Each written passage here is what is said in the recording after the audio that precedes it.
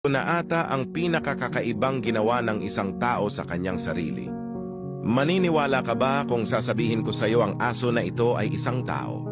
Marahil sasabihin mo imposible, pero ang taong ito ay gumastos ng $15,000 para lang maging aso.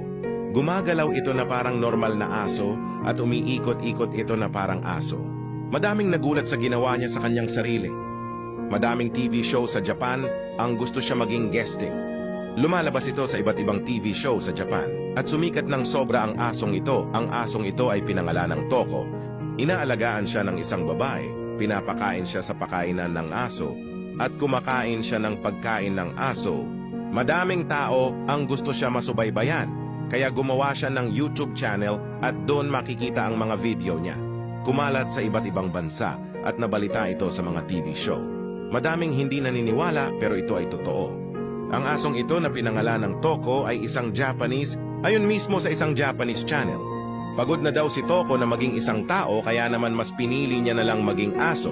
Siguro isa lang to sa madaming dahilan bakit siya nagdesisyon na maging aso. Subalit ang bagay na ito ay kakaiba. Pero hindi natin masisisi ang kagustuhan ng iba. Lahat ng tao ay may gustong gawin sa buhay at malaya sila gawin ang mga bagay na yon. Tulad neto kung titignan mo ay mahirap para sa kanya naggumalaw na parang aso.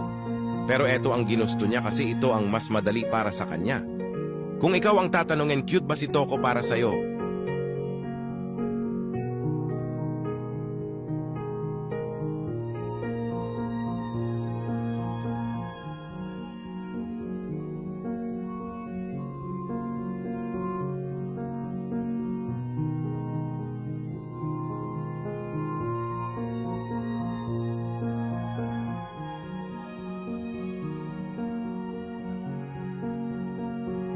Kung nagustuhan mo itong video na ito, huwag kalimutan magkomento or mag-share.